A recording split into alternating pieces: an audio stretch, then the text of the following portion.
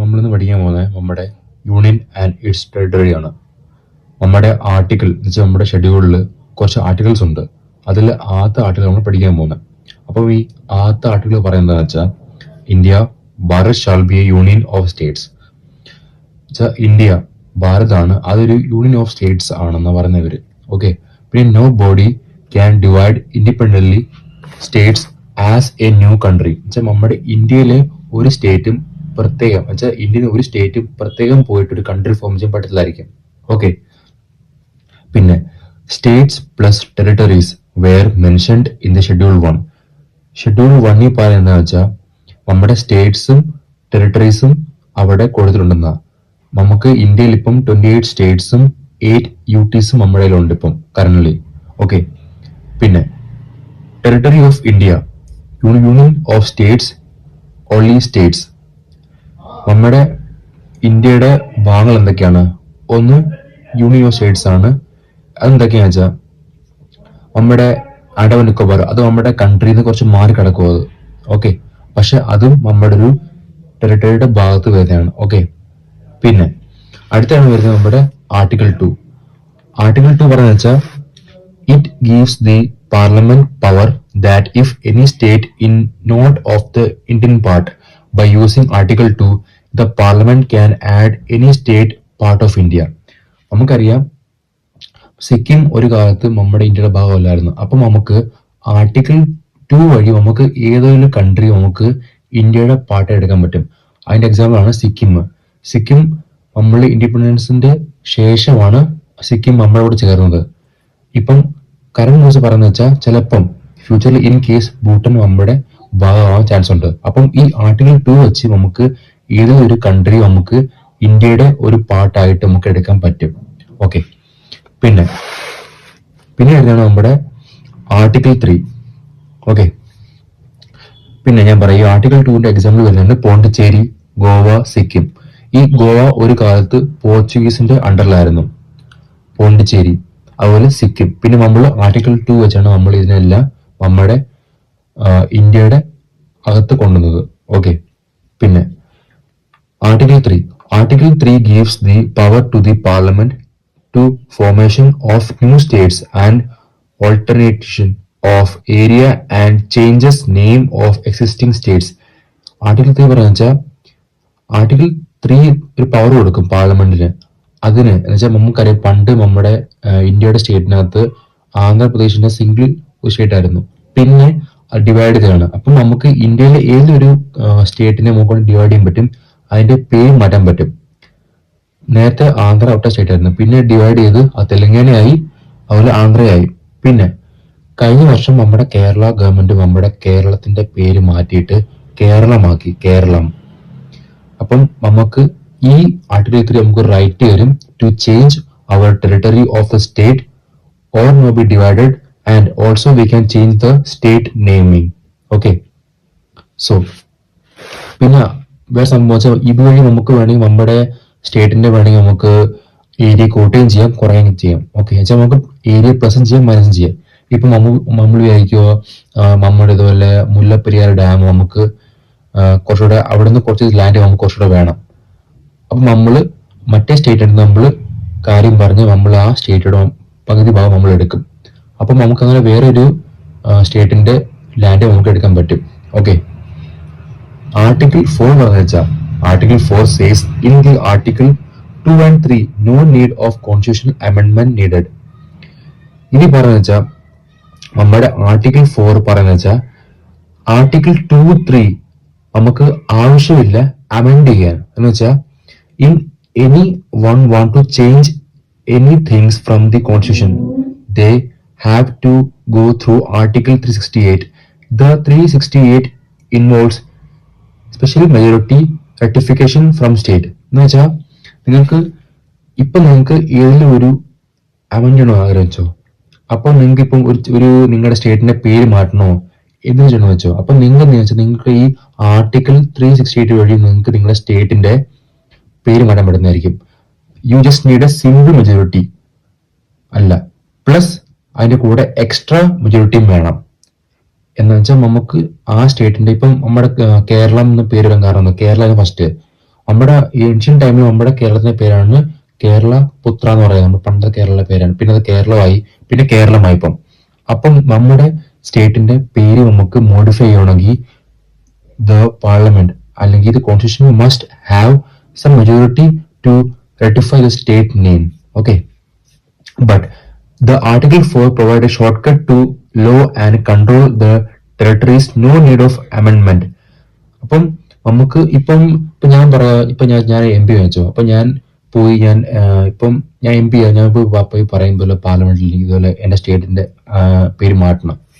അപ്പൊ എനിക്ക് ഈ ആർട്ടിക്കിൾ 4ഉം ആർട്ടിക്കിൾ 2ഉം 3 എടുത്ത് എനിക്ക് ആവശ്യമില്ല, സമയം എടുക്കും കുറെ. അപ്പൊ എനിക്ക് ജസ്റ്റ് എനിക്ക് ഒരു ആർട്ടിക്കിൾ 368 വഴി ഈ 368 എന്ന് പറഞ്ഞ ആർട്ടിക്കിൾ ഒരു ഓവർടേക്കിംഗ് ഒരു സ്പീഡ് ചെയ്ത പ്രോസസ് അത്. അപ്പൊ നമുക്ക് വേറെ ഒന്നും പോകാതെ ഇത് യൂസ് ചെയ്യുവാണെങ്കിൽ നമുക്ക് പെട്ടെന്ന് നമ്മുടെ പേര് മാറ്റാൻ പറ്റുന്നതായിരിക്കും with special majority. Okay, so just ordinary legislation with single majority is sufficient to make changes on the state. Okay, പിന്നെ വരുന്നതാണ് നമ്മുടെ ഈ ധാർ കമ്മിറ്റി, പിന്നെ അതുപോലെ നമ്മുടെ JVP committee, Faisal Ali committee. ഈ 3 കമ്മിറ്റി ആയിരുന്നു നമ്മുടെ ഇന്ത്യയിലെ ഇൻഡിപെൻഡൻസിന് ശേഷം ഫോം ചെയ്ത 3 കമ്മിറ്റി. ആദ്യത്തെ നമ്മുടെ കമ്മിറ്റിയാണ് ധാർ കമ്മിറ്റി. ഈ ധാർ കമ്മിറ്റി വന്നത് 1948 ഇതിന്റെ മെയിൻ എയിം എന്ന് വെച്ചാൽ നമ്മുടെ സ്റ്റേറ്റിനെ ലിംഗ്വിസ്റ്റിക് വെച്ചാൽ ലാംഗ്വേജ് ബേസ് നമുക്ക് ഡിവൈഡ് ചെയ്യാം. അപ്പൊ ആ സമയത്ത് ആൾക്കാരും അതുപോലെ തന്നെ കുറച്ച് മന്ത്രിമാരും പറയുന്നത് നമുക്ക് നമ്മുടെ ഇന്ത്യ ഒരു സ്റ്റേറ്റ് ബേസ് ഡിവൈഡ് ചെയ്യണമെന്ന്. അപ്പൊ ആ സമയത്ത് ഇന്ന് പ്രൈം മിനിസ്റ്റർ പറഞ്ഞതിൽ ഒരു കാര്യം ചെയ്യാം, നമുക്ക് ഒരു കമ്മിറ്റി ഫോം ചെയ്യാം. അത് ആ കമ്മിറ്റിക്ക് തോന്നുന്നു അതുപോലെ നമുക്കത് മാറ്റാൻ നല്ലതായിരിക്കും, അങ്ങനെ വേണ്ടി മാറ്റാൻ ഒരു കമ്മിറ്റി ഫോം ചെയ്തു. ആ കമ്മിറ്റിയാണ് Thar committee. Thar committee 1948. Some states demand on language-based state division divide. For that reason, SK Dawar committee formed. Okay, but the committee denied the demand then. ഈ കമ്മിറ്റി പക്ഷെ അവര് കുറെ ചെക്ക് ചെയ്തു, പല സ്റ്റേറ്റ്സിൽ പോയി വിസിറ്റ് ചെയ്തു, പക്ഷെ അവർക്ക് തോന്നിയില്ല, അതിന്റെ ആവശ്യമില്ല, നമുക്ക് സ്റ്റേറ്റിന്റെ ബേസിൽ നമുക്ക് ഡിവൈഡ് ചെയ്യേണ്ട ആവശ്യം നമുക്ക് വന്നില്ല. അപ്പം ഈ കമ്മിറ്റി ഒന്ന് വേണ്ട ആവശ്യം പറഞ്ഞാല് ആ കമ്മിറ്റിയുടെ സ്റ്റോപ്പായി. പിന്നെ അത് കഴിഞ്ഞ് പിന്നെയും വേറൊരു കമ്മിറ്റി ഫോമായി, അതായിരുന്നു നമ്മുടെ JVP in 1948 സെക്കൻഡ് കമ്മിറ്റി ആയിരുന്നത്. ഓക്കെ, ജവഹർലാൽ നെഹ്റു, വല്ലഭായ് പട്ടേൽ ആൻഡ് സീതാരാമയ്യ 1948 ഈ കമ്മിറ്റി ഫോം ചെയ്യുന്നത്. സെയിം ആക്ഷൻ, ഇതിനും സെയിം ആണ് നമ്മുടെ ധാർ കമ്മിറ്റി പോലെ. ഇതും പറഞ്ഞ് വേണ്ട, നമുക്ക് ലിംഗ്വിസ്റ്റിക് ബേസ് സ്റ്റേറ്റ്സ് വേണ്ട. പക്ഷെ ആ സമയത്തായിരുന്നു നമ്മുടെ ആന്ധ്രയിലെ ഒരു മെയിൻ ഇമ്പോർട്ടന്റ് പാർട്ടായ ഒരാളുണ്ടായിരുന്നു, ആ വ്യക്തി മരിച്ചു പോകുന്നത്. അങ്ങനെ പിന്നെ അയാള് കുറെ ഇത് പറഞ്ഞല്ലോ നമുക്ക് വേണം, അങ്ങനെ അയാളുടെ ഇതിൽ വെച്ച് ആ സമയത്ത് ആന്ധ്രാപ്രദേശിനും ഒരു സ്റ്റേറ്റ് ഫോം ആയി. ലിംഗ്വിസ്റ്റിക് ബേസ് ആയിട്ട് ഒരു സ്റ്റേറ്റ് ഉണ്ടായി വന്നു. അങ്ങനെ ആന്ധ്ര മാത്രമായിട്ട് ആ സമയത്ത്. പക്ഷെ അയാള് പറഞ്ഞ സമയത്ത് അപ്രൂവ് കൊടുത്തു, ആന്ധ്ര സ്റ്റേറ്റ് ഫോമുമായി. അതിന്റെ 5 ദിവസം കഴിഞ്ഞ് ആ വ്യക്തി മരിച്ചും പോയി. അപ്പം നമ്മുടെ ഇന്ത്യയിൽ ആന്ധ്ര സ്റ്റേറ്റ് മാത്രമേ ഉള്ളൂ ലിംഗ്വിസ്റ്റിക് ബേസിൽ ഡിവൈഡ് ചെയ്ത ഫസ്റ്റ് സ്റ്റേറ്റ്. ഓക്കെ, സെക്കൻഡ് എല്ലാം കഴിഞ്ഞ് അടുത്താണ് നമ്മുടെ ഇതല്ലേ, but there first linguistic state formed Andhra Pradesh. Okay, അടുത്തതായിട്ടാണ് നമ്മുടെ തേർഡ് ഫൈസൽ അലി കമ്മിറ്റി 1953. പിന്നെയും ആൾക്കാരെയും പ്രൊവോക്ക് കാരണം പിന്നെ ഒരു കമ്മിറ്റി ഫോമായി. അപ്പം ഈ committee this committee accept the demand of division the state by the linguistic base. അപ്പം ഈ കമ്മിറ്റി അപ്രൂവ് എടുത്തതുപോലെ നമുക്ക് പിന്നെ ഡിവൈഡ് ചെയ്യണം നമ്മുടെ ലാംഗ്വേജ് ബേസിൽ. ഓക്കെ, അങ്ങനെ ലാംഗ്വേജ് ബേസ് ഡിവൈഡ് ചെയ്ത് നമ്മുടെ സ്റ്റേറ്റ്സ് ആണ് കേരളം, തമിഴ്നാട്, ആന്ധ്രാപ്രദേശ്, മഹാരാഷ്ട്ര. ഇപ്പൊ നമുക്കറിയാം ഈ പറയുന്ന സമയത്ത് തന്നെ അവരുടെ ലാംഗ്വേജ് ബേസ് ആയിരിക്കും അവരുടെ സ്റ്റേറ്റിന്റെ പേര്. ഇപ്പൊ അങ്ങനല്ല, ആന്ധ്രാപ്രദേശ്, തമിഴ്നാടു, കർണാടക. അപ്പം ലാംഗ്വേജ് ഒരു ഫോം വലിയൊരു സംഭവമായി വന്നിട്ടുണ്ട് സമയത്ത്. പിന്നെ പറയുന്നത് നമ്മുടെ എല്ലാം കഴിഞ്ഞു. അപ്പൊ നമ്മുടെ ലാംഗ്വേജ് ബേസും കഴിഞ്ഞു. അടുത്തതാണ് നമ്മുടെ 7th CAA വെച്ചാൽ 7th CAA കോൺസ്റ്റിറ്റ്യൂഷൻ അമെൻഡ്മെന്റിംഗ് ആക്ട് എന്ന് പറയും. സംഭവം എന്ന് വെച്ചാൽ the amendment allow the appointment of the same person as the governor for 2 or more state. ഇപ്പൊ നമുക്കറിയാമായിരുന്നു നമ്മുടെ ഇപ്പം കേരളത്തില് മാഹി ഉണ്ട്, അതുപോലെ പോണ്ടിച്ചേരി ഉണ്ട്, ചണ്ഡീഗഡ് ഉണ്ട്, പിന്നെ നമ്മുടെ ആൻഡമാൻ ഉണ്ട്. നമുക്കറിയാം നമ്മുടെ ആൻഡമാൻ നിക്കോബാറിന്റെയും അതുപോലെ തന്നെ നമ്മുടെ ബേ ഓഫ് ബംഗാളിലെ ബംഗാൾ സ്റ്റേറ്റിന്റെയും സെയിം ആണ് ഹൈക്കോർട്ട്. അതുപോലെ ലക്ഷദ്വീപ്, കേരളത്തിന്റെയും സെയിം ആണ് ഹൈക്കോർട്ട്. അപ്പൊ എനിക്ക് പറയുന്നത് വെച്ചാൽ ഒരു സ്- ഒരു ഒരു ഗവർണറിന് രണ്ട് സ്റ്റേറ്റ് അയാൾക്ക് കൺട്രോൾ ചെയ്യാൻ പറ്റും. അതാണ് സെവൻത് അമെന്റ്മെന്റ് പറയുന്ന സംഭവം. ഓക്കെ, മറിച്ച് ആ ഇപ്പൊ ഒരു ഗവർണർ അപ്പോയിന്റ് ചെയ്യാൻ പറ്റും എന്ന് പറഞ്ഞവര്. ഓക്കെ, സെക്കൻഡ് പറഞ്ഞ appointment governor's common high court from and two or more state of Ooty. എന്നുവെച്ചാൽ രണ്ടിൽ കൂടുതൽ വേണമെങ്കിൽ ഇപ്പൊ ഞാനിപ്പോ ഒരു ഗവർണറാണെങ്കിൽ എനിക്ക് ആ അധികാരമുണ്ട്. സെവൻത് CA കാരണം എനിക്ക് അധികാരമുണ്ട്. എനിക്ക് വേണമെങ്കിൽ രണ്ട് സ്റ്റേറ്റിനെ കാട്ടി കൂടുതൽ വേണം എനിക്ക് സ്റ്റേറ്റിൽ ഗവർണർ ആവാൻ പറ്റും. ഓക്കെ, പിന്നെ അടുത്ത നമ്മുടെ NA പൽക്കിവാല.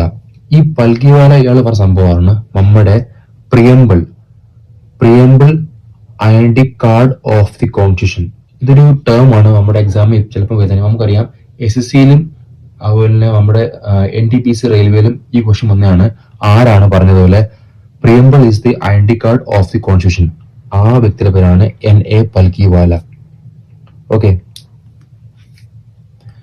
സോ ഇതൊക്കെയാണ് നമ്മുടെ ഒന്ന് തൊട്ട് 4 വരെ വരുന്ന നമ്മുടെ കോൺസ്റ്റിറ്റ്യൂഷൻ എന്തൊക്കെയായിരുന്നു പണ്ടുണ്ടെങ്കിൽ ആർട്ടിക്കിൾ എന്തൊക്കെയാണെന്ന് വെച്ചാൽ. പിന്നെ വന്ന ലിംഗ്വിസ്റ്റിക് ബേസ് 3 പിന്നെ സെവൻത് CAM പണ്ടുണ്ട്. അപ്പം ഇതൊക്കെ ജസ്റ്റ് നിങ്ങൾക്ക് അറിയേണ്ട സംഭവമാണ്. ഇതൊക്കെ നമ്മുടെ എക്സാമിൽ വരാൻ ചാൻസ് ഉണ്ട്. ഓക്കെ, സോ നെക്സ്റ്റ് വീഡിയോ കാണാം.